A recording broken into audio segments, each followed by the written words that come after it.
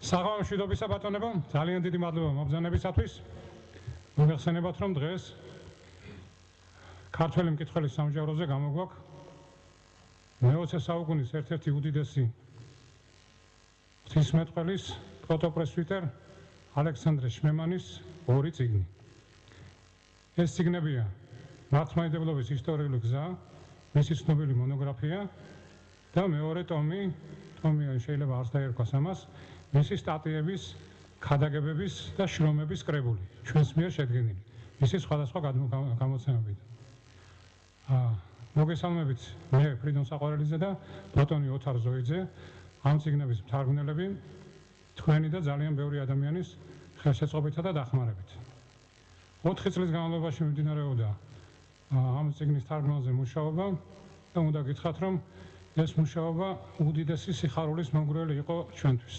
მრავალ სიზნელესთან, რომელიც თარგმნასთან არის ხოლმე დაკავშირებული, ერთად მართლაც საოცარი სიხარული მოგვანიჭა მამა ალექსანდრე შრომების თარგმნამ, იმიტომ რომ ამ ადამიანს გააჩნდა საოცარი უნარი, განესხვავებია მეორე ხარისხოვანი და მთავარი, გამოიყო მთავარი, გაეკეთებია ძალიან ღრმა ანალიზი ფაქტების და გარდა ამისა, მისი ნაშრომებიდან მუდმივად ყოველწამიერად იღურება შენში ცოცხალი სიტყვა, ცოცხალი რწმენის შესახებ. ეს ნაშრომები, ამ ნაშრომების გაათარგმნა შეუძლებელი იქნებოდა, რომ არა ძალიან ბევრი ადამიანის დახმარება და უპირველეს ყოვლისა ეს იყო ბატონი რევაზ ვაშაკიძე, რომელსაც უღრმესი მადლობა გვინდა გადავუხადოთ. იმიტომ რომ მის გარეშე, როგორც სამართლიანად არის აღნიშნული ამ წიგნის შესავალში, ეს კრებული ვერ შედგებოდა. ეს წიგნები ვერ გამოიცემოდა. და ამ შემთხვევაში მე გულისხმობ არა მხოლოდ ფინანსურ დახმარებას, თუმცა დახმარება აქ ცოტა ისეთი სიტყვა, დახმარებას კი არა, ფინანსურ უზრუნველყოფას ამ წიგნებისა, არამედ იმას, რომ ჩვენ გვევლოს სწორი გზით, რაც იმაში გამოიხატება, რომ სწორედ მისი დახმარებით, ბატონი რევაზ ვაშაკიძის დახმარებით მოვიპოვეთ ჩვენ ლეგიტიმური უფლება ამ თარგმანების გამოცემისა მამა ალექსანდრეს მემკვიდრეებისაგან. ჩვენ ინტერნეტის საშუალებით სადღაც ამერიკაში ვეძებდით ის მემკვიდრეებს, ისინი კი აქვე ყურისძირში პარიზში ყოფილან, ბატონმა რევაზ ვაშაკიძემ დაგვაკავშირა და მამა ალექსანდრეს შვილმა, სერგეი შმემანმა, რომლის შესახებ კიდევ გვექნება საუბარი, მოგცა ექსკლუზიური უფლება 3 წლის განმავლობაში შმემანის ნაშრომების ქართულად თარგმნისა და გამოცემისა. ისთვისაც ძალიან დიდ მადლობას მოვახსენებთ მას. ეს ჩვენი დღევანდელი საღამო არ არის მხოლოდ პრეზენტაცია წიგნებისა. ვინაიდან წელს ეს დამთხევა იყო შეგნებულად არ გაგვიკეთებია, წელს სრულდება 90 წელი, სექტემბერში სრულდება 90 წელი ალექსანდრე შმემანის დაბადებიდან და ასე ვთქვათ, ეს იქნება რაღაცნაირი მოგონება საღამო მამა ალექსანდრეს ხსოვნისა.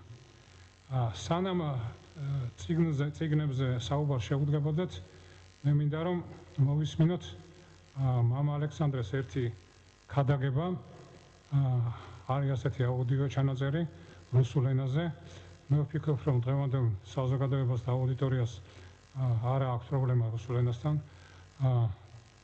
ეს ქადაგება, როგორც მოგახსენეთ, ეხება თავისუფლებას, ამ საოცარ ზოგჯერ ბუნდოვან, ზოგჯერ მოუხალთებელ ცნებას, რომელიც ერთდროულად გვესმის როგორც არა მარტო პოლიტიკური, არა მარტო ეთიკური და უპირველეს ყოვლისა რელიგიური ცნება, აი ამის შესახებ საუბრობს მამა ალექსანდრე. ეს ჩანაწერი დაახლოებით 8 წუთი გრძელდება და იმედი მაქვს, რომ თქვენ სიამოვნებით მოისმენთ მას.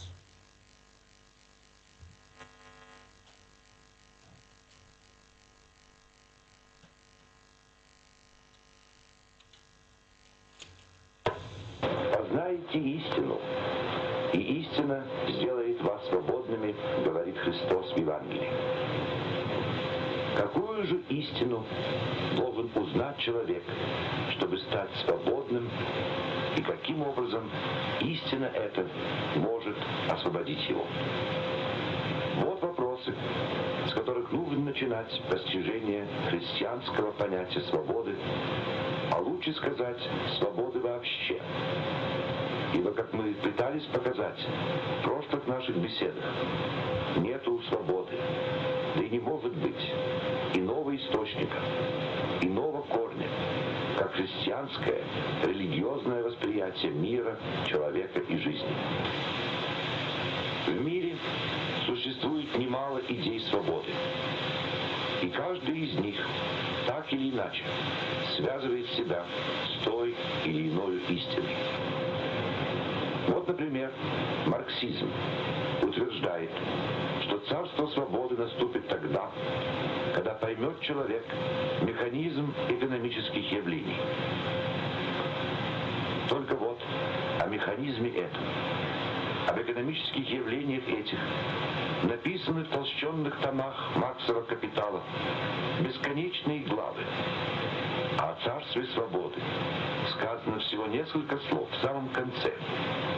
Так что так и остается неясным, в чем будет свобода эта заключаться, в чем будет ее содержание. Вот немецкий философ Шопенгауэр на основании восточной индусской мудрости утверждает, что свобода наступит тогда, когда постигнет человек механизм своей собственной воли и, постигнув, просто откажется от нее, отсечет себя от нее. Тогда, говорит Шопенгауэр, станет человек, наконец, свободным, ибо он ничего не будет желать, а в желаниях, в воле и заключен источник рабства и мучения. Но вот, на смену тяжеловесным теориям прошлого века приходят современные философы-экзистенциалисты и тоже возвещают, и тоже утверждают свободу. Свобода эта, говорят они, наступит тогда, когда человек попросту отвергнет всякую предвзятую истину о самом себе, истину, навязываемую ему извне, когда вся его жизнь станет цепью ничем не предопределенных, ничем не навязанных выборов и решений, когда он будет как бы все время творить свою жизнь из ничего. Но сколько ни написали философы-экзистенциалисты книг в защиту своей теории, так и остается непонятным, как это в мире, в котором все живет по закону причинности, один только человек каким-то таинственным образом может выключить себя из этого закона и начать сам себя создавать.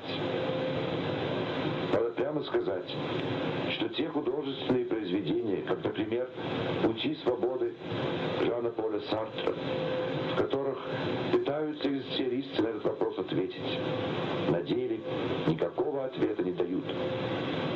Они показывают нам метущихся людей, решительно не знающих, что с самими собой делать, принимающих капризные и противоречивые решения и толкущиеся вечно в каком-то неясной тени переживаний, стремлений, настроений, желаний.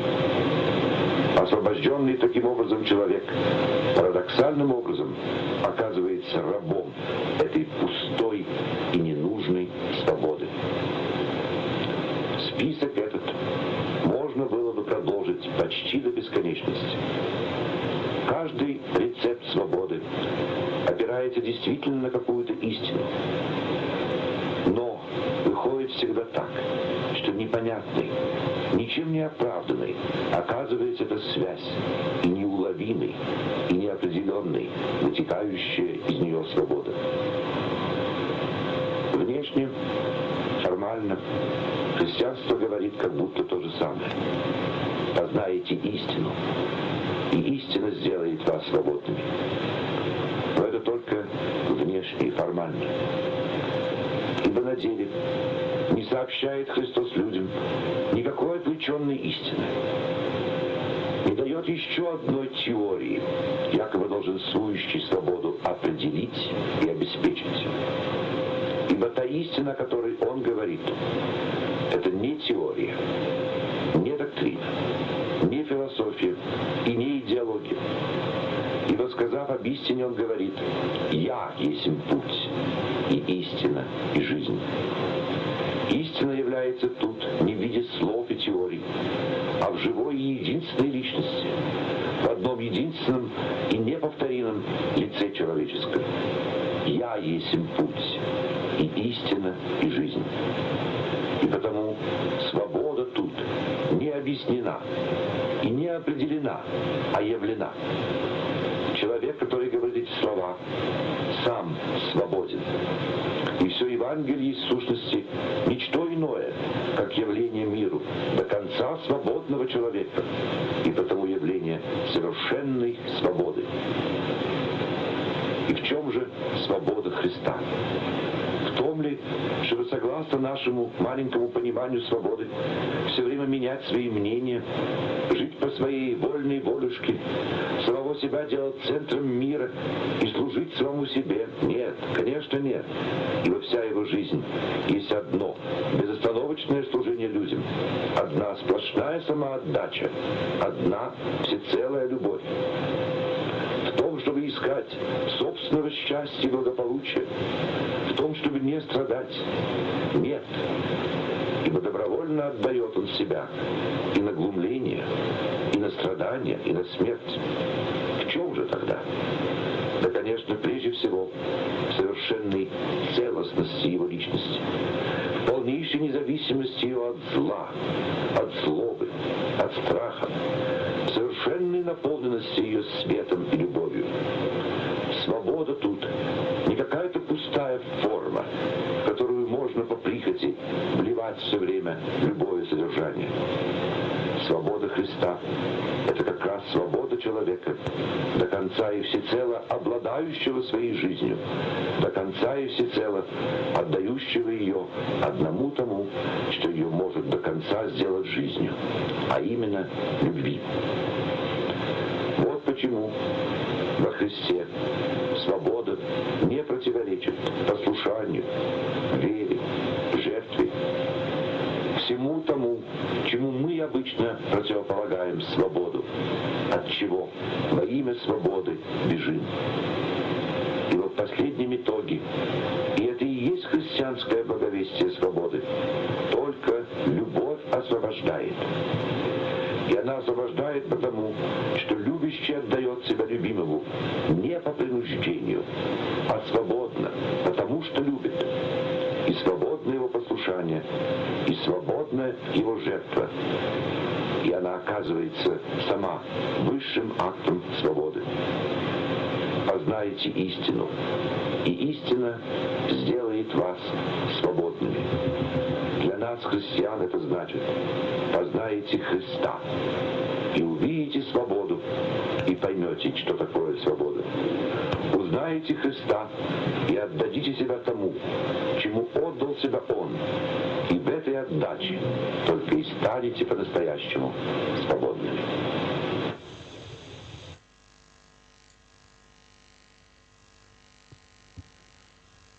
სასიამოვნო მოსასმენი იყო ყოველი ჩვენგანისათვის და ალბათ დამაფიქრებელი.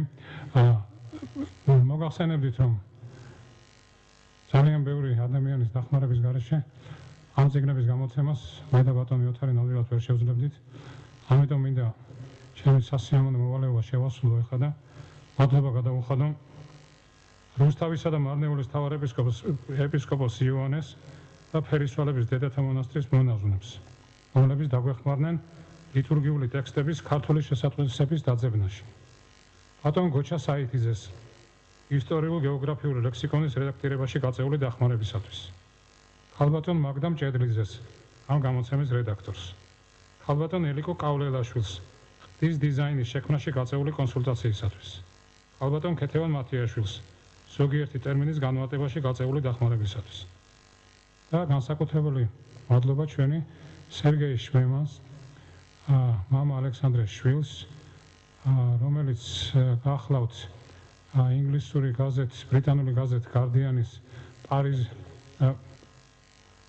ჰერალდ ტრიბუნის უკაცრავად პარიზის ბიუროს ჟურნალისტი, ძალიან ცნობილი პულიცერის პრემიის ლაურეატი, რომელმაც უსასყიდლოდ მოგვანიჭა მამა ალექსანდრეს თარგმანების შრომების თარგმნისა და გამოცემის უფლება საქართველოში 13 წლის განმავლობაში. ეს ურთიერთობა თავისთავად სითბოთი ახსოვს ურთიერთობა იყო. მისი თითოეული წერილიდან იღვრებოდა სითბო, პატივისცემა ქართველი ხალხისადმი და სიხარული, რომ მამა ალექსანდრეს შრომები საქართველოშიც ითარგმნება. სამართლებმა მოითხოვს აღინიშნოს და აუცილებლად უნდა აღინიშნოს, რომ ერთ-ერთი მამა ალექსანდრეს ერთ-ერთი ნაშრომი დიდი მარხვა ქართულად არის გამოცემული და ზოგიერთი წერილი. ძალიან უნდოდა დასწრებოდა დღევანდელ დღეს, მაგრამ ძალიან ძველი ტრადიციის თანახმად, რომელიც უკვე აგერ 30 წელიწადზე მეტია გრძელდება, ამ დროს ჯერ კიდევ ბავშვობიდან ის და მთელი მათი ძალიან დიდი ოჯახი, რომლის ფოტო თქვენ წინაშე იყო წარმოდგენილი, ამ ოჯახის ფოტო, ივლისსა და აგვისტოს ატარებენ კანადაში, სადაც აშენებული არის პატარა სამრეკლო წმინდა მამა სერგი რადონეჟელის სახელობისა და სრულიად მოულოდნელად დღეს მან გამოგვიგზავნა მისასალმებელი სიტყვა და მე მინდა ქალბატონ ინა კულიშოვას, ფილოლოგს და ბატონი სერგეი შმემანის პირად ნაცნობს ვთხოვ, რომ წაგვიკითხოს ეს წერილი. ვთხოვთ ინა. მიკროფონ.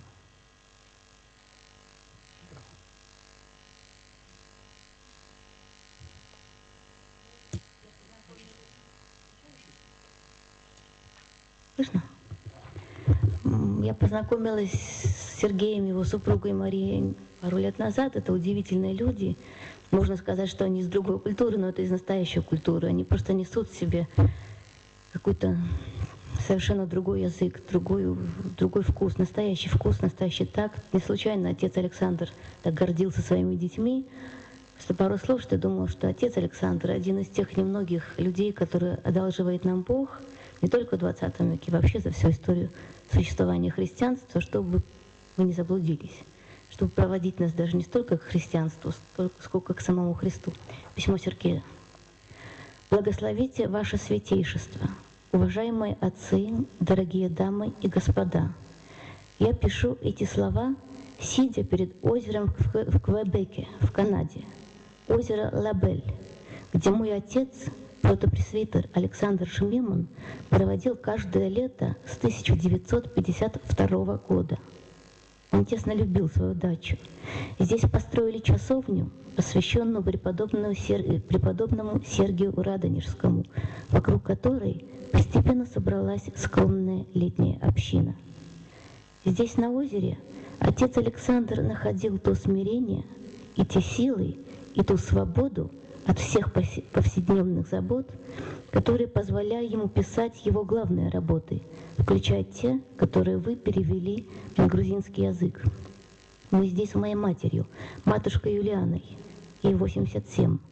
И на этой даче мы всегда чувствуем себя так близко с отцом Александром.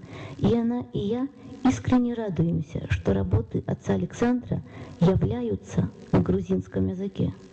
Отец Александр не дожил до освобождения Грузии и других стран Советского Союза, но он всегда чувствовал близость со всеми советскими народами и более 30 лет с ними как бы беседовал через свои передачи по радио «Свобода». Они так и назывались «Воскресные беседы отца Александра».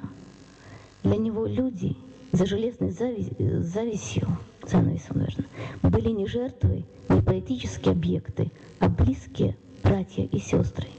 И он никогда не терял веру, что к ним, к вам, придет свобода. Хотя отец Александр и говорил, и писал по-русски, он всегда ощущал особенную близость с грузинским народом. Его родная бабушка была грузинка, княжна грузинская. И я могу вам сказать, что он очень этим гордился.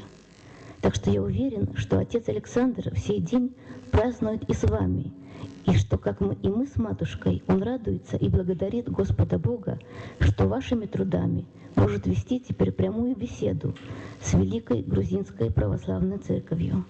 От всего сердца благодарим вас, ваше святейшество, прошу вашего благословения и ваши святые молитвы. Сергей Шмеман. Большое спасибо, Инна. Большое спасибо Сергею Александровичу. Сергей Александрович, если сейчас вы смотрите на нас, примите нашу огромную благодарность, поклон вашей матушке, и мы очень надеемся, что осенью, как вы обещали, мы обязательно встретимся в Тбилиси и проведем настоящее шпемановское чтение. Ეხლა რამდენიმე სიტყვა მაინც მინდა მოგახსენოთ წიგნის შესახებ.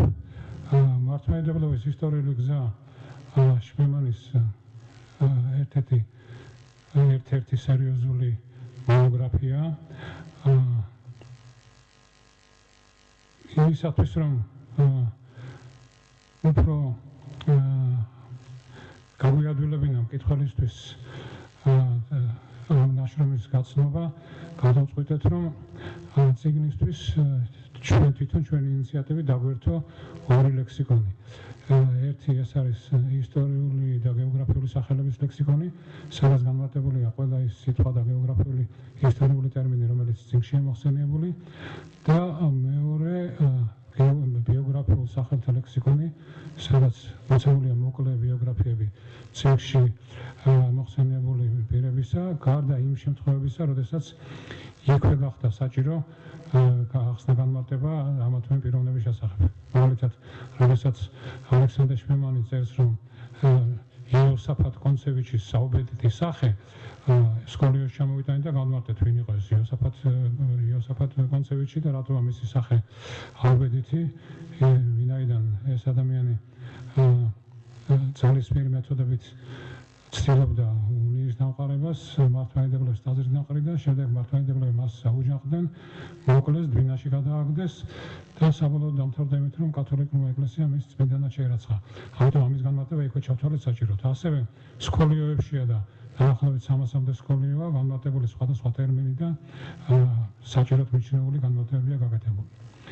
ამ როგორც უკვე ასე ვთქვათ, მადლობების გადახდის დროს მოგახსენეთ, ამ მონოგრაფიის რედაქტორი იყო ქალბატონი მაგდა მჭედლიძე, ფილოლოგიის დოქტორი და უნდა გითხრათ, რომ ძალიან ბევრი რამე გავიგეთ და ძალიან ბევრი რამე ვისწავლეთ ქალბატონი მაგდასაგან, ვინაიდან და მთავარი რაც გავიგეთ ეს არის, რომ როდესაც რაღაც საქმეს კიდევ ხელს სიყვარულით, მხოლოდ სიყვარული საკმარისი არ არის და საჭირო არის ძალიან დიდი პროფესიონალიზმი. ამ შემდეგ რაც ქალბატონი მაგდამ რედაქტირება გაუწია ამ წიგნს, ეს წიგნი გახდა გაცილებით უკეთესი, გაცილებით პროფესიული და მე მინდა რომ კიდევ ერთხელ დიდი მადლობით ქალბატონ მაგდას ვთხოვ ცოტა რამ გითხრას საერთოდ ამ წიგნზე, მის მნიშვნელობაზე და რედაქტირების დროს გაწეულ ასე ვთქვათ საკითხებს. მოგზაურობთ ქალბატონ მაგდა.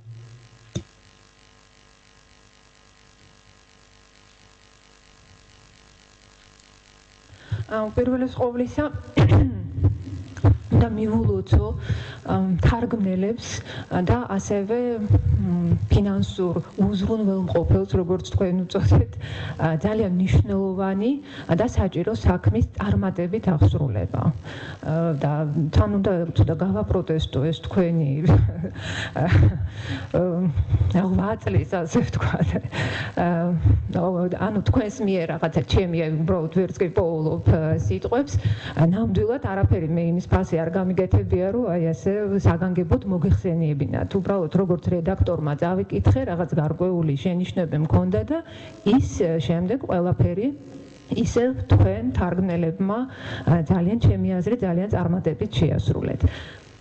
ეხლა რაც შეეხება წიგნს, რა საკვირველია საზოგადოება მიესალმება ნებისმიერი ღირებული ლიტერატურის ქართულად თარგმნას. ღირებული ინტელექტუალური, მორალური, ესთეტიკური თვალსაზრისით, რომელიც ჩვენი გონების თვალსაწიერს აფართოვებს და სულიერ სამყაროს გვიმდიდრებს. მით უმეტეს, როდესაც ეს ეხება ისეთ თემებს, რომელზეც დისკუსიაც ათეული წლების განმავლობაში ფაქტიურად აკრძალული იყო. პროტოპრესვიტერი ალექსანდრე შმემანი ვიცით რომ მე-20 საუკუნეში მოღვაწეობდა აქ ყველამ ვიცით ეს დასავლეთში მას ჰქონდა საშუალება შორიდან დაკვირვებოდა საბჭოთა რეალობას და ასევე ჰქონდა საშუალება უშუალოდ ახლოდან შეეგრძნო ის ვითარება რომლის ანალოგიურ რეალობაში ჩვენ დღეს ავართ აღმოჩენილი. აი ამ გადასახედიდან შემდეგ ის უკვე აკვირდებოდა მართლმადიდებლობის ისტორიულ გზას. აი სწორედ ამიტომ არის ძალიან საინტერესო მისი ნაშრომი, რომლის პრეზენტაციაც დღეს ხდება, მართლმადიდებლობის ისტორიული გზა, რომელიც ახალ ხედვას გვთავაზობთ ჩემი აზრით და ძალიან ბევრ საკითხზე დასაფიქრებლად განგვაწყობს. ის ფიქრობდა ისეთ საკითხებზე, როგორიც არის, აი აქ იყო კიდევაც ერთ-ერთი თემა მის გადაგებაში წარმოდგენილი, როგორიც არის თავისუფლების და ავტორიტეტის, სახელმწიფოს და ეკლესიის იდეოლოგიისა და რწმენის ურთიერთმემართება. ის რომ ეს საკითხები დღეს ჩვენთვის უაღრესად აქტუალურია, მე მგონი სადავო არ უნდა იყოს. აქტუალურია ვინაიდან არა მხოლოდ ჩვენ ცალკეულ პიროვნებებს, არამედ საერო პირებს გულისხმობ ინსტიტუციებსაც, საერო ინსტიტუციებს, სამთავრობო, არასამთავრობო და ასე შემდეგ, გვიხდება ფაქტიურად სწავლა დამოუკიდებლობის პირობებში ცხოვრებისა. და სრულიად ახალ პოლიტიკურ სისტემასთან შეგუებისა. ეს მე მგონი ეხება სასულიერო პირებსაც და ეს ეხება რასაკვირველია ეკლესიასაც, რომელსაც ნამდვილად უხდება უახლოეს აი ამ პერიოდში საბჭოთა კავშირის დაშლის შემდეგ ახალ რეალობაში სახელმწიფოსთან ურთიერთობის განსაზღვრა, თავისი პოზიციის განსაზღვრა, თავისი სოციალური ფუნქციის რაღაც განსაზღვრა და ასე შემდეგ. ეხლა რაც შეეხება უშუალოდ აი ამ წიგნს მართლმადიდებლობის ისტორიული გზა, შესავალში ძალიან კარგად აქვს თავად ავტორს განმარტებული ამ წიგნის არსი. ის ამბობს, რომ ის წერდა არა ისტორიას, რასაკვირელი ამ შემთხვევაში თქვას მას მეტი ეს მეტად ანუ ობიექტურობაზე უფრო მეტი პრეტენზია იქნებოდა. არამედ ის წერს, რომ ის წერდა კომენტარს ისტორიაზე. ანუ ის წერს თავის სუბიექტურ თვალსაზრის ისტორიაზე. და ის ამბობს, რომ მისი წიგნი არის არა იმდენად პასუხი, რამდენად ეს არის კითხვა. და მით უმეტეს სრულიად ნაკლებად არის ეს განსჯა. რასაკვირველია, ჩვენ შეიძლება ძალიან ბევრ რამეში არ დავეთანხმოთ ავტორს, რა თქმა უნდა. შორიდან ძალიან ბევრი რამ შეიძლება უკეთესად ჩანდეს, მაგრამ არა ყველაფერი და სხვა საკითხებში შეიძლება ჩვენი აზრი გქონდეს, მაგრამ ჩემი აზრით აი ეს ხედვა, რომლითაც არის ეს წიგნი დაწერილი, ის ამოსავალი პრინციპები, კრიტერიუმები, ჩემი აზრით ძალიან სასარგებლო იქნება ჩვენთვის აი მართლმადიდებლობის გზაზე დასაფიქრებლად. არა მხოლოდ ზოგადად, არამედ საქართველოსთან მიმართებაშიც. საქართველოსთან მიმართებაში წმინდა მეთოდოლოგიური თვალსაზრისითაც. ის რომ საქართველოსთან მიმართებაში კიდევ ერთხელ დაუფიქრდეთ მართლმადიდებლობის ისტორიულ გზას. და ისეთ საკითხებსაც კი, რომელიც გვგონია ჩვენ და ნამდვილად გარკვეულწილად და მნიშვნელოვანწილად ეს ალბათ ასეც არის, რომ ჩვენ ვიცით და მართლმადიდებლობის მნიშვნელობა ქართული ეროვნული ცნობიერებისათვის, სახელმწიფოსათვის, ყველაფერს სხვას რომ დავინავანებოთ კულტურისათვის და ასე შემდეგ, რომ ეს ისედაც თვალსაჩინოა და საერთოდ ამაზე ისედაც ძალიან ბევრი რამ არის ნათქვამი. მაგრამ როგორც აი ბოლო პერიოდის მოვლენები მოწმობს, მაინც როგორც ჩანს საჭიროა რაღაცა სისტემური ნაშრომის შექმნა. მე ნამდვილად ვისურვებდი ყოველ შემთხვევაში აი ესეთი სისტემური ხასიათის ნაშრომს, რომელიც წარმოაჩენდა აი ამ ორმხრივ მიმართებას, მართლმადიდებლობას საქართველოსთვის და ასევე საქართველოს წვლილს და საქართველოს მნიშვნელობას მართლმადიდებლობისთვისაც. სხვათაშორის აი ეს აქვს ძალიან კარგად, შეიძლება არ დავეთანხმოთ ყველაფერში, მაგრამ თავისთავად დაყენებული აი ეს საკითხი ძალიან კარგად ამ წიგნში. ის სწორედ საუბრობს ბიზანტიის და რუსეთის ასევე წვლილზე მართლმადიდებლობის ფორმირებაში. აი ამ კუთხით შეიძლება და საქართველოს შესახებაც დავფიქრებულიყავით. და კიდევ თარგმანის შესახებაც მოგახსენებთ, თუ არ გამიგრძელდა სიტყვა. ნამდვილად მე ვთქვი, რომ ნებისმიერი ღირებული ლიტერატურის ქართულად თარგმნა არის ძალიან მნიშვნელოვანი, რაც არის სასიცოცხლოდ აუცილებელი ქართული ენისათვის. ჩვენ ვიცით, რომ ქართული თეოლოგიური ლიტერატურა შეიქმნა უმთავრესად თარგმანების შედეგად. უმთავრესად რასაკვირველია ბერძნულიდან თარგმანების საფუძველზე. აი ამ პროცესში ჩამოყალიბდა სწორედ ქართული საღვთისმეტყველო ტერმინოლოგია, საღვთისმეტყველო აზროვნების და გამოთქმის სტილიც. სამწუხაროდ, ისევ და ისევ აი ამ ათეული წლების განმავლობაში, აი ამ პროცესის შეფერხების და თითქმის ზოგიერთ შემთხვევაში წყვეტის შედეგადაც კი აი ეს ყველაფერი აისახა არა იმდენად ინფორმირებულობაზე, არამედ რამდენადაც ქართული ენის შესაძლებლობებზე. მე ვფიქრობ, ავტორები დამეთანხმებიან, ყოველ შემთხვევაში ჩვენც ვისაც ამ სფეროსთან შეხება გვიხდება, გვიწევს ხოლმე გამკლავება სწორედ აი ამ სირთულეებთან და სირთულეები იჩენს თავს ტერმინოლოგიის თვალსაზრისითაც, თქვათ სტილის თვალსაზრისითაც და ასე შემდეგ და ასე შემდეგ. ასე რომ თავისთავად თარგმნა აი ამ სახის ლიტერატურის აი ესეც უკვე ჩემი აზრით არის ძალიან კეთილშობილი და ძალიან საჭირო და აუცილებელი საქმე. მე ვფიქრობ, ეს ერთ-ერთი ყველაზე ალბათ აუცილებელი და საჭირო საქმეც არის, რაც კი შეიძლება დღეს საქართველოში წიგნიერმა ადამიანმა გააკეთოს. და ბოლოს ვიტყვი აი ამ ნაშრომის და თარგმანის მნიშვნელობაზე პედაგოგიური თვალსაზრისითაც. სტუდენტებმა მოგვიწოდეს, ვიცით ყველამ თარგმნეთო და მე ძალიან მიხარია, რომ ბიზანტინისტიკით დაინტერესებულ სტუდენტებს სექტემბრიდან მე შევძლებ შევთავაზო არაერთი მონაკვეთი ნაშრომისა. დიდი მადლობა. დიდი მადლობა ქალბატონო მაგდამ. აუცილებლად უნდა აღვნიშნო, თქვენ ალბათ მიაქცევთ ყურადღებას, რომ წიგნი საკმაოდ დიდრულად არის გამოცემული, რომ წიგნი დაიბეჭდა წიგნის სახელოსნოში.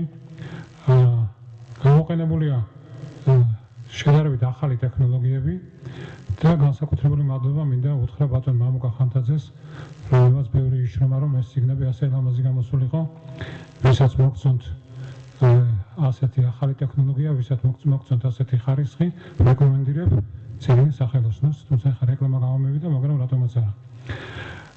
ეხლა კი დიდი ხანია დაპყრობილი მაქვს მიკროფონი და სიტყვა მინდა გადავცე ამ საქმის, ამ წიგნების თარგმნის იდეის ავტორს, სული ჩამდგმელს, განმახორციელებელს, თავს და ასე შემდეგ ბატონ ოთარ ზოიზეს. თქო ბატონ ოთარ. მადლობთ. მოგესალმებით ყველას, ძალიან გახარებული ვარ დღეს გულწრფელად გეტყვით. ეს სიხარული არის ერთგვარი 10 წლის წინ, დაახლოებით 10 წლის წინ დაწყებული სიხარულის გვირგვინი. დაახლოებით 10 წლის წინ შევხვდი პირველად მამა ალექსანდრე შმემანის ნაშრომებს. qalbit თავდაბლობის გარეშე ვიტყვი, რომ ეს არ იყო ჩემი პირველი შეხვედრა თეოლოგიურ საღვთისმეტყველო ლიტერატურასთან, არც ფილოსოფიურ ლიტერატურასთან და ამ შემდეგ. მაგრამ ასევე აბსოლუტურად გულწრფელი შემიძლია ვიყო და ვთქვა, რომ მე ვიყავი გაოგნებული. ამ პირველი წიგნი, რომელზეც ავიკითხე, იყო მართლმადიდებლობის ისტორიული გზა. ერთ-ერთ მექსიკაში მოგზაურობა ნოტარიატის კონგრესი იყო და სასაკითხი წიგნიც ხადია წავიღე. საერთოდ აღარ მახსოვდა არც ნოტარიატის კონგრესი, არც 10 საათიანი მგზავრობა იქით, აქით და ასე შემდეგ და რო ჩამოვედი ცხადია წიგნი დამთავრებული მქონდა, გადაკითხული მქონდა და ბუნებრივად დავიწყე თარგმნა, იმიტომ რომ იმდენად ვიყავი სავსე ამ ყოველივეთ, რომ შეუძლებელი იყო რომ არ მეთარგმნა და სიხარული რაც მქონდა ამ ტექსტის კითხვის დროს არ გამეზიარებინა იმ ჩემი ახლობლებისთვის, მეგობრებისთვის, რომლებიც ამ ხასიათის ლიტერატურით არიან დაინტერესებული და ასე ჩაერთო ფრიდონი ამ შრომაში, თუმცა თარგმნიდით მეტი არაფერი სათვაც არნაირი პერსპექტივა გამოცემის არ იყო. ახლობლებს ყველას, ვისაც შევხვდებოდი, შევატყობდი ინტერესს, ყოველთვის ვაწვდიდი ამ ტექსტს და ერთ-ერთი ასეთ შეხვედრისას ბატონ რეზო აშაკიძეს გადავეცი, ისიც უცხოეთში მიდიოდა და მოგზაურობდა, რომ დაბრუნდა, გამწვდობა ლამის ტრაპიდან დამირეკა, ეს რაც ავიკითხეო. მოზად ვარ ეს დავაფინანსოო და გააგრძელეთ თარგმანი, რომ გამოიცეს ეს წიგნები საქართველოს საზოგადოებას, ეს აუცილებლად ჭირდებაო. და მე გაოცებული ვარ ბატონ რეზოთ, იმიტომ რომ შეარჩია ყველაზე საუკეთესო ხარისხის გამოცემა, აირჩია ეს გზა. და ყველაზე მნიშვნელოვანი ასევე მისი დამოკიდებულება ამ საქმისადმი ჩანს იქედანაც, რომ ტირაჟი გაზარდა ქართული სინამდვილისთვის არც ისე ცოტა ტირაჟი 1500 ეგზემპლარია დაბეჭდილი თითოეული ეგზემპლარი და ბატონ რეზოს სურვილია, რომ 15 ეგზემპლარი თითოეული ამ წიგნისა საქართველოს მართლმადიდებელი ეკლესიის ყველა ეპარქიის ბიბლიოთეკას საჩუქრად გადაეცეს. ეს ბატონ რეზოს, რომელიც სამწუხაროდ არესწრება მოულოდნელად მოუწია უცხოეთში გამგზავრება, კიდევ ერთხელ მადლობას ვუხდი და ღმერთმა შეიწიროს ეს მისი დიდი ღვაწლი, მართლაც საოცარი ღვაწლი გასია ამ ადამიანმა ქართული ეკლესიისთვის და ყოველი ადამიანისთვის, რომლითაც უფლის სიტყვა ძვირფასია. რო დავფიქრებულ ვარ რა მიზიდავს მამა ალექსანდრეს შრომებში, რა არის ის მიმზიდველი, რაც ასე გიტაცებს და ასე აგავსებს სიხარულით. მიფიქრია, შეიძლება ეს სიტყვები ჩემი სიტყვებით ვერ გამომიხატავს ვერასდროს და შემდეგში მამა ალექსანდრეს შრომებში არის პასუხები და ეხლა არ შეგაწყენთ ჩემი აზრებით საუბარს მამა ალექსანდრეს შრომებზე, გესაუბრებით მამა ალექსანდრეს სიტყვებით. აი რა გიზიდავს მამა ალექსანდრეს სიტყვაში? აი მისი პასუხი. მაგრამ თუ შეუძლებელია რწმენის დამტკიცება, მასზე თხრობა შესაძლებელია.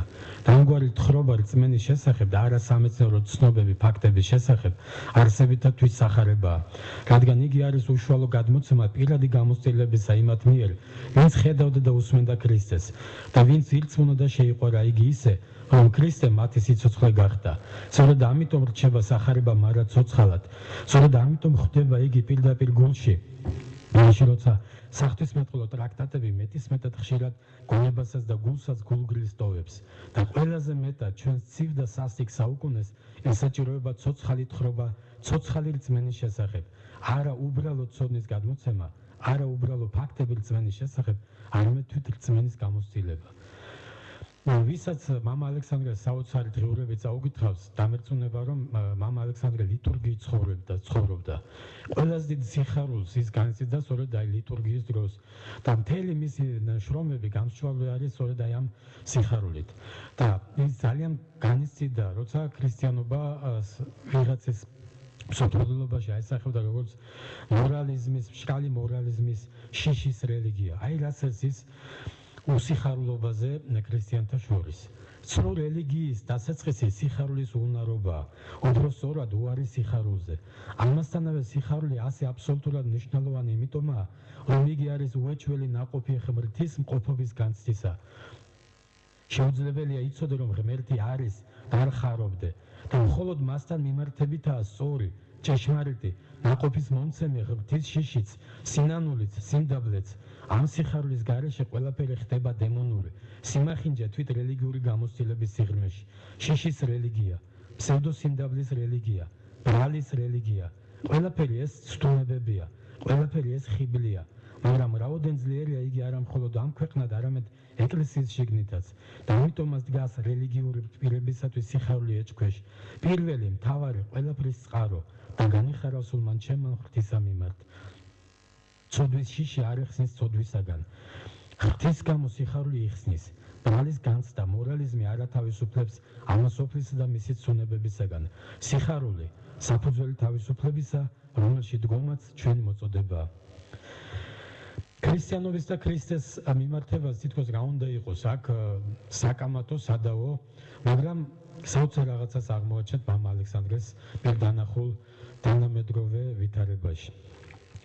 იქ სადაც საეკლესიო და სამრელო ცხოვრება არ არის დაფუძნებული უწინარესად უფალ იესო ქრისტეზე, ესე იგი იესო ქრისტესთან ცოცხალ ურთიერთობაზე და მასთან ერთობაზე და მასში ერთობაზე ეკლესიის საიდუმლოში ევქარისტიაში, იქ გარდაულად ადრე თუ გვიან პირველ რიგში ადგილს სხვა რაღაც იკავებს. იქ უკვე არ არის ქრისტე, იქ უკვე არის არა ქრისტე, არამედ სხვა რამ, რაც გნებავთ. ნაციონალიზმი, პოლიტიკა, მატერიალური წარმატება, კოლექტიური ამფარდავნება და ამ შემდეგ. და რაც ადრე თუ გვიან იწყებს ეკლესიის ცხოვრების შინაარსის განსაზღვრას, დამავდროულად ამ ცხოვრების გახსნას.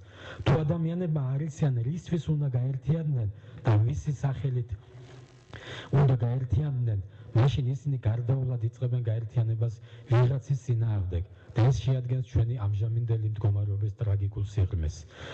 გასაოცარია, მაგრამ თურმე შეიძლება არსებობდეს ქრისტიანობა ქრისტეს გარეშეც.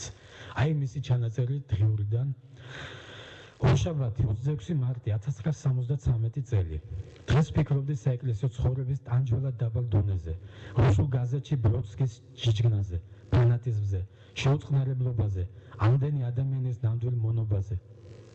ჩვენ გვიახლოვდება ახალი შუა საუკუნეები, მაგრამ არა იმ მნიშვნელობით, რა მნიშვნელობითაც ეს ტერმინი ბერდიევმა გამოიყენა, არამედ ახალი ბარბაროსობის მნიშვნელობით. ეკლესიურმა, ჭყალებში ეკლესიურმა, მოხმადიდებლებმა არსებითად აირჩიეს და რაც კიდევ უფრო უარესია, შეიყვარეს ფერაპონტი. იგი მათ მოსწონთ, მასთან ყველაფერი გარკვეულია. მთავარია გარკვეულია ის, რომ ყველაფერი რაც მაღლა, რაც გაუგებარია, რაც რთულია, ყველაფერი ეს ცნებაა. ყველაფერი ეს უნდა დაარღვიო. კულტურაში იწყება რუსინების, ნეოსლავიანოფილების ზეობა, გაპრიმიტიულების, ანტისემიტიზმის აყვავება. დიდი ხანია უნდა გავიგოთ, რომ ამ ქვეყნიერებაზე არსებობს ძალიან ძლიერი, ძალიან ძლავრი მოვლენა, რელიგია ღმერთის გარეშე. რელიგია როგორც შესაკრებელი ყველა კერპისა, რომელთაც ამ კერპებისავე გასამართლებლად უფრიად დაცემული ადამიანის შინაგანი სამყარო. აქ უმეტესი საცდურია. ფერაპონტი ნამდვილი ასკეტია, მოცველი, მოღვაწე, ტრადიციონალისტი და ამ შემდეგ. და განსხვავება ემიგრანტ ფერაპონტსა და საბჭოთა ფერაპონტს შორის წმინდა ისტორიული შემთხვევითობაა. ბოლშევიზმი უკვე და ახლა ნაციონალური რუსული ხელისუფლებაა. ასევე არის ემიგრანტული ნაციონალიზმისა და ანტიკომუნიზმისა ბოლშევიკურია. როგორც ერთ, ისე მეორე ბოლშევიზმს მხოლოდ ერთი მტერი ჰყავს, თავისუფალი ადამიანი. განსაკუთრებით კი თავისუფალი ქრისტეში, ესე იგი ჭეშმარიტად ერთადერთი თავისუფალი ადამიანი. შეფარული სიძულვილი ქრისტესადმი, რომელიც მარად განიკითხავს ეკლესიას, ეკლესია ჭყალებში და დიდი ინკვიზიტორს ეკლესიაში. საოცარი სიტყვების შემდეგ დავიმოწმებ მის ერთ-ერთი სტატიიდან, არაჩვეულებრივი სტატიიდან, რომელიც ამ კრებულშია შესული, უტოპია და ესკაპიზმი, მადლიერების შესახებ მამა ალექსანდრეს აზრს.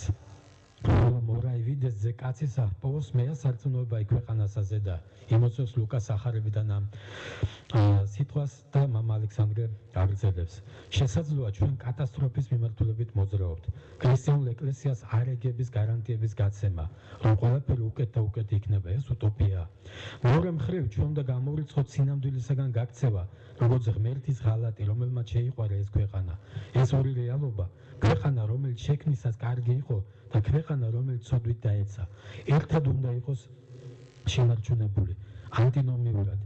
ეს არის აუცილებელი პირობა, რომელიც ქრისტიანებს ყოველთვის შეეძლოთ ეპოვნათ თავიანთ ქმედებებში, რომელთაც განისაზღვრება ეკლესია. ერთი ასეთი მოქმედებაა სახარების, კეთილი უწყების გამოცხადება, მეორე მადლიერების საიდუმლო, თეადი ევქარისტია, რომელიც გვასწავლის, გინდა გაიგო რა არის. რა თქმა უნდა, შენ შეგიძლია იყიდო ლექსიკონი, ენციკლოპედია. კიდე შეიტყო ადამიანის სხეულის შესახებ, მაშინ ანატომიური ატლასი შეიძინე და ასე შემდეგ. მაგრამ თუ ნამდვილად გინდა შეიტყო სიმართლე ამას უფლის შესახებ, დაიწყე ამისათვის ღვთისადმი მადლიერების გამოხატვით. მაშინ არ ჩავარდები რედუქციის ერესში, ადამიანი ეკონომიკის და სექსისაკენ, ბუნება დეტერმინიზმისაკენ. მაშინ გაიგებ, რომ ადამიანი ადამიანად იმიტომ კი არ იქცა, რომ ბორბალი გამოიგონა, რაც უნდა მნიშვნელოვანი იყოს ეს ბორბალი. არა იმიტომ, რომ ის არის homo sapiens და არა იმიტომ, რომ მან არისტოტელეს ლოგიკა აღმოაჩინა. ის ადამიანი გახდა, როდესაც გახდა homo adorans, ადამიანი, რომელიც გამოხატავს მადლიერებას, ადამიანი, რომელიც არ ეუბნება ღმერთს, მას მეკუთვნის. კონსტიტუციის მიხედვით მე ყოველთვის მეკუთვნის ესა და ეს. მადლიერების გამოხატველი ადამიანი ისა, ვინც უეცრად აღმოთქვამს, სავსე არიან ცანი და ქვეყანა დიდებით და შენითა.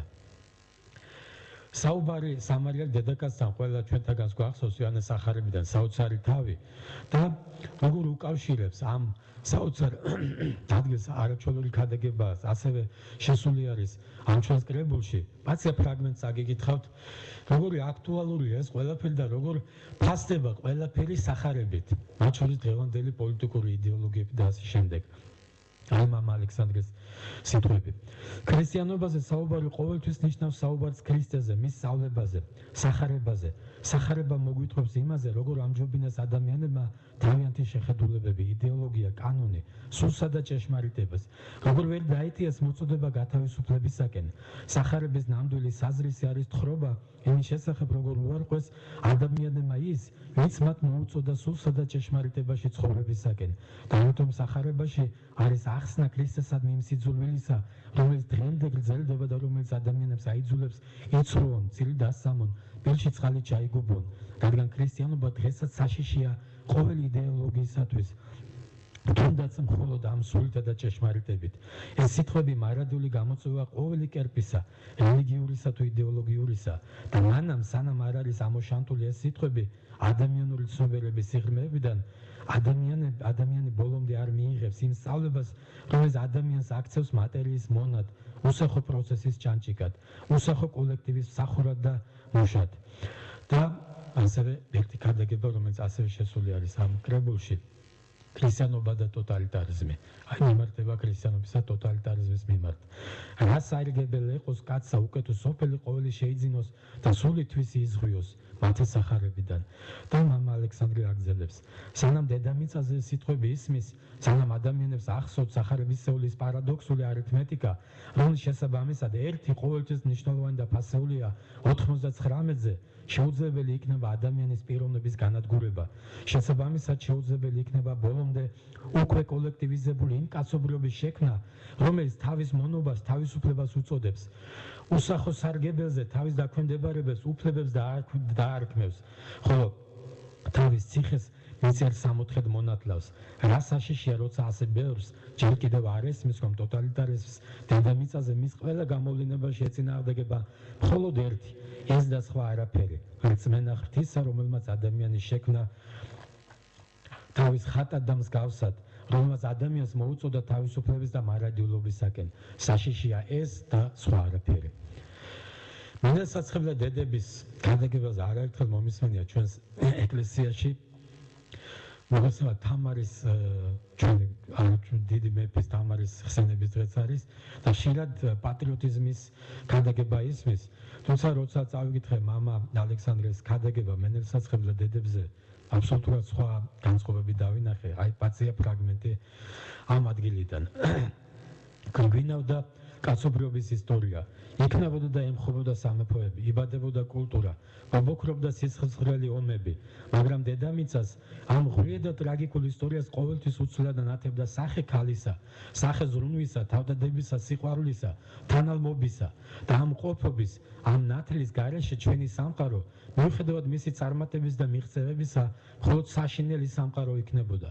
შეიძლება გადაუჭარბებლად ითქვას, რომ ადამიანის ადამიანურობა გადაარჩინა ქალმა და მას ახლაც იხსნის ხოლმე ქალი და იხსნის არა სიტყვებით, არა იდეებით, არამედ ამ თავისი მდუმარე, მზრუნველი, მოსიყვარულე მყოფობით და თუ მიუხედავად სამყაროში გამეფებული ყველა ბოროტებისა არ წყდება იდუმალი ზეიმი სიცოცხლისა, თურგი ისეთივე სიხარულიდი ზეიმება ღარიბ ოთახში, ღატაკ სუფრასთან როგორც სასახლეში, სიხარული და ნათელი ამ ზეიმისა არის მასში, ქალში, მის მარადიულ სიყვარულსა და ერთგულებაში. ღვინოი არა აქვს და სანამ იგი, დედა, ცოლი, ძალი, იქა ყველას ეყოფა ღვინო, ეყოფა სიყვარული, ეყოფა ნათელი. ეხლა პატარა ფრაგმენტს დავამოწმებ ეკლესიის ისტორიისადმი მამა ალექსანდრეს მიდგომაზე. ქალბატონო მაგდამ აბსოლუტურად ზუსტად წარმოაჩინა მისი ეს დამოკიდებულება და არაჩვეულებრივად ჩანს ეს მამა ალექსანდრეს ერთ დღიურში, ერთ ჩანაწერში, რომელიც გააკეთა მან წმინდა ვლადიმირის სემინარის, რომელზეც რექტორიც გახდა იქ წლების განმავლობაში, გარდაცვალებამდე. კათედრის ერთ-ერთი სხდომის შემდეგ ისტორიკოსების, ასე ვთქვათ, ისტორიული მიმდინარეობის მომხრეებსა და ეკლესიური მიმდინარეობის მომხრე პროფესორებს შორის უაღრესად პატივსაცემი ადამიანების, მათ შორის იყო მამა ივანე მეიენდორფი. აი ამ დისკუსიის, ძალიან მნიშვნელოვანი დისკუსიის შემდეგ, აი მამა ალექსანდრეს დამოკიდებულება როგორ უნდა შევხედოთ ეკლესიის ისტორიას. ეკლესია ეს არის მყოფობა დროში, წმინდა და საღვთო დროში, მაგრამ არა დიხოტომიის პრინციპით, წმინდა პროფანული, არამედ ესქატოლოგიური პრინციპით.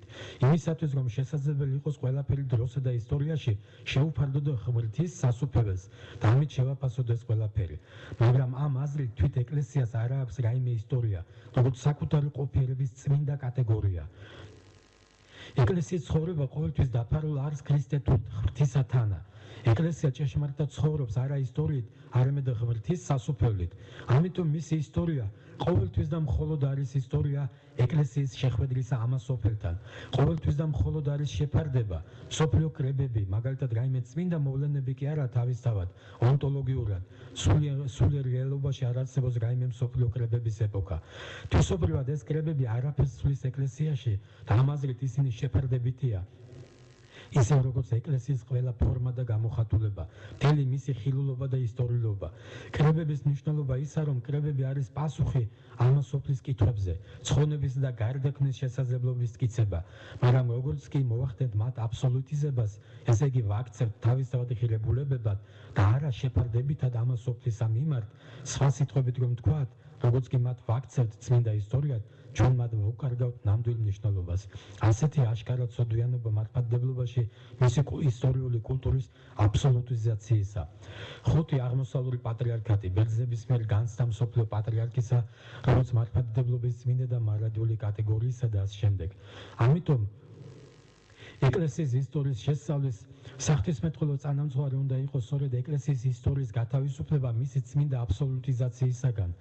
ამასთანავე უკვე დიდი ხანია ეკლესიის ისტორიის შესწავლა კონცენტრირებულია საკუთარ ეკლესიაზე და არა ეკლესიის მიმართებაზე ამას სოფელთან, კულტურასთან და ამ შემდეგ. ეს კი ქმნის სახიფათო და საზიანო მიდგომას. წმინდა ისტორია გათავისუფლების ნაცვლად ვიღებ დამონებას, რაც სამწუხაროდ მართლმადიდებლობის ძირითადი ტვირთია. და ამგვარი მოსაზრებით შეიძლება გაიზიაროს ადამიანმა, შეიძლება არ გაიზიაროს, მაგრამ უნიშნულოვანესი მოსაზრება, რაც ჩემი აზრით და ქალბატონ მაგდას შევეხმიანები, როცა იქნება ალბათ მზადება ამისი, ეს უნდა იქნეს გათვალისწინებული, როცა იმ საკითხების დამუშავება დაიწყება ღვთისმშეწამი საქართველოში, რაზეც ქალბატონ მაგდა საუბრობდა, რაც ნამდვილად არის აუცილებელი. ქრისტეს ჯვარზე მამა ალექსანდრეს საოცარი სიტყვები, ანუ ამ ფრაგმენტს შეიძლება დავარქვათ პილატე ჩემში. ქრისტეს ჯვარი, ესა მარადიული კითხვა. რატომ იწევს სიკეთე არა მხოლოდ წინააღმდეგობას, არამედ სიძულვილსაც კი? რატომაა სიკეთე ამ სამყაროში მუდამ ჯვარცმული? ჩვენ ჩვეულებისამებრ გაურბივართ ამ კითხვაზე პასუხს და ყველაფერს სხვებს ვაბრალებთ. მე რომ ყოფილიყავი იმ საშინელ ღამეს არ მოვიქცევდი ისე როგორც სხვები. მაგრამ გულის სიღრმეში ვიცით რომ სამწუხაროდ ეს ასე არაა. ჩვენ ვიცით რომ ქრისტე აწამეს და ჯვარცაცვეს არა ვიღაც ბოროტებით შეპყრობილმა განკვეთილებმა, არსებითად ისინი იყვნენ ისეთივე ადამიანები როგორც ყველა. პილატემ დღესასწაულთან დაკავშირებით ქრისტეს გათავისუფლებას კი შესთავაზა ბრბოს, მაგრამ როცა ეს არ მოხერხდა, მან სახალხოდ დაიბანა ხელები და ამით აჩვენა რომ იგი არ ეთანხმება ქრისტეს დაგეგმილ მკვლელობას. სახარება რამდენიმე შტრიხით გვიხატავს პილატეს შფოთვას, შინაგან ბრძოლასა და მასში შიშის გამარჯვებას, რამაც არ მისცა სინდისის შესაბამისად მოქცევის საშუალება. მაგრამ განა იგივე არ ხდება ჩვენ ცხოვრებაში, განა მუდმივად არ მყოფობს პილატე ყველა ჩვენგანში. განა მაშინ გადამწყვეტ ჟამს, როდესაც მტკიცე არა უნდა უთხრათ ბოროტებას და სიცრუეს, არ ნებდებით ხელის დაბანის ამცდუნებას. პილატეს უკან რომელი ჯარისკაცებით განან, მაგრამ მათაც შეუძლიათ თქვან თავის გასამართლებლად ჩვენ მხოლოდ მეთაურობის ბრძანებას ვასრულებდით ჩვენ გვიბრძანეს უნებელყოფა ვიღაც მაწანწალასი რომელიც შფოთსა და უწესრიგობას თესავდა რაღა არის აქ სათქმელი პილატეს უკან ჯარისკაცების უკან ბრბოა ის ვინც სულ რაღაც 6 დღით ადრე აღთვალნებული ხდებოდა იერუსალიმში შესულ ქრისტეს და იძახოდა ოსანა მაგრამ განა არ აუხსნეს მას ამ ბრბოს ხალხის სინამძღოლებმა მოძღვრებმა რომ ეს კაცი დამნაშავეა რომელიც არ ღვევს ძველ დადგენილებებს და ჩვეულებებს და ამიტომ კანონის დიახ მუდამ კანონის მუდამ შესაბამისი მუხლის საფუძველზე მოკვდინებული უნდა იქნას ამგვარად ამ საშნელი საქმეს თითოეული მონაწილე თავისი თვალთახედვით მართალი იყო რადგან გამართლების საფუძველი ჰქონდათ შემდეგად კი მოკლეს ის რომელმან მან არარაი უჯერო იქნა ლუკას სახარებიდან ძალიან მნიშვნელოვანი და ამით დავასრულებ მამა ალექსანდრესთან ყოველ შემთხვევაში მე პირველად დავინახე ის თუ როგორ მომემართება მე და ჩემთვის როგორ არის აქტუალური დღეს მართლმადიდებლური ეკლესიის თვითონ დოგმატის თითოეული წევრი როგორ აისახება ეს ყველაფერი ჩემში და რას მაიძულებს თუ ეს არის ჩემთვის რაღაც ისტორიული ფაქტი რომელიც ოდესღაც რაღაც სიტყვების გამო მამები დაობდნენ კამათობდნენ და სისხლს ანთხებდნენ აი მამა ალექსანდრეს ერთი ფრაგმენტი მამა ალექსანდრეს შრომიდან გამარტავს მრწამსის ერთეულს დაჯვარს ეცვა ჩვენთვის პონტოილესა პილატესზე მამა ალექსანდრეს სიტყვები რა მნიშვნელობა აქვს ამ მოკლე ჩამონათვალში რაც სამს ეკლესიას პილატეს ხსენებას რატომ იხსენება მხოლოდ ეს ერთი სახელი ქრისტეს ჯვარცმასთან სიკვდილთან და აღდგომასთან დაკავშირებით ერთი სახელი იმუთვალავი ადამიანის სახელთაგან რომლებიც მონაწილეობდნენ უდანაშაულო მოძღვრის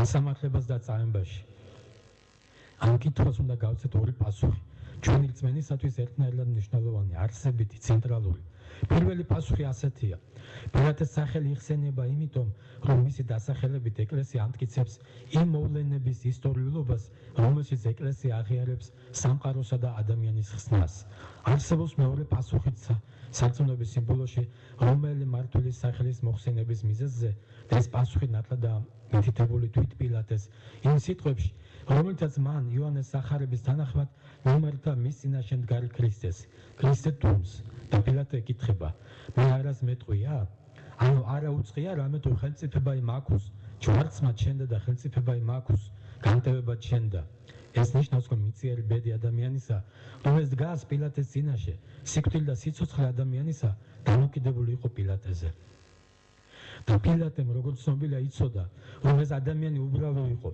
ამის გამო წერს იოანე მახარებელი პილატეს უნდა განტევება იმისი ესე იგი პილატე ეძებდა შემთხვევას რათა გაეშვა ქრისტე და არ გაუშვა რადგან ეშინოდა ბრბოსი რადგან პილატესათვის უფრო ადვილი იყო ეს ამონებინა ბრბოსათვის უდანაშაულო ადამიანის სიკვდილის დასჯით ვიდრე მისი გაშვებით რაც ნიშნავდა მღელვარების აჯანყების რომში დასმენების და სხვა მსგავსი ქმედებების რისკს პილატე თავისუფალი იყო მისი ძალაუფლება ამბობს ქრისტე მას მიცემული აქვს ზეგარდამო და ეს ნიშნავს რომ ხელმწიფება მოცემული აქვს სიმართლისათვის სამართლიანობისათვის მოწყალებისათვის სუსტების დასაცავად პილატემ თავისუფლად აირჩია ბოროტება იყო ერთი მომენტი მხოლოდ ერთი როცა ყველაფერი დამოკიდებული იყო მასზე და მან ეს იცოდა და შეგნებულად მოიქცა სინდისის წინააღმდეგ სიმართლის წინააღმდეგ არა აქ არ იყო ბედისწერა პილატე არ იყო სხვისი ნების გაუაზრებელი და აღსულებელი სათამაშო ვიღაცის ხელში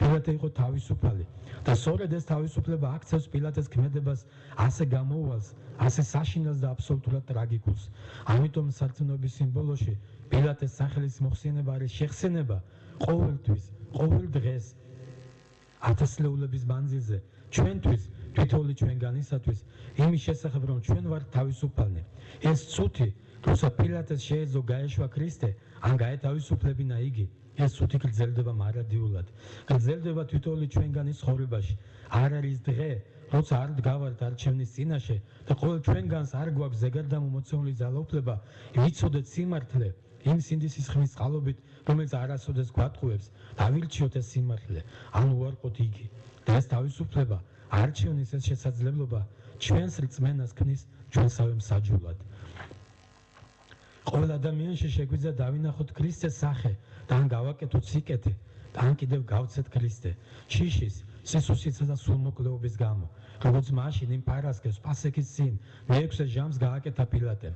მხოლოდ ამ დამოკიდებულებით თავისუფლებისადმი, რომლის წართმევაც არავის ძალოც, წყდება ჩვენი ხსნა. ან კიდევ ჩვენი საკუთარი სულიერი წარწმენდა. ქრისტემ ჩვენ გვიხსნა, მაგრამ მისგან მოძღვნილი ხსნის ჩვენს ხსნად გადაქცევა ძალგვიც მხოლოდ ჩვენ თვითონ. რომ თუ ხედავთ პილატეს წინაშე მდგომ ყველასაგან მიტოვებულ, ყველასაგან გაცემულ, ყველასაგან მიტოვებულ ძეს კაცისას და გამოვიდა იესო გარე და ედგა ეკლესია გვირგვინი და ძოწეული სამოსელი და თქვა მათ პილატე, აჰა კაცი იქი. არ იცოდა პილატემ რომ ეს სიტყვები ჩვენი ერთადერთი მსჯავრია, რადგან ყოველი ჩვენგანი თავისუფალია, მიიღოს ქრისტე ან უარყოს და გასცეს იგი. ამგვარად ერთი კაცის სახელის ხსენებით სარწმუნოების სიმბოლო უკუნისამდე გვიცხადებს ადამიანური თავისუფლების მთელ უსაზღვრო სიღრმეს. ჩვენ წინაშე დგას თვით ღმერთი, არა ძლევამოსილებას და დიდებაში, რადგან მაშინ ჩვენ დამორჩილდებოდით მას და გავხდებოდით მისი მშიშარა მონები.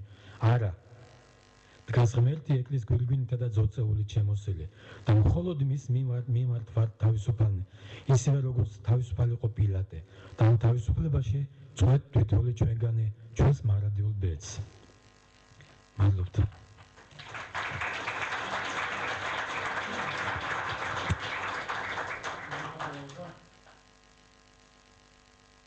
აგიარო საზოგადოებას ცოტა წასაკითხი დავუტოვე.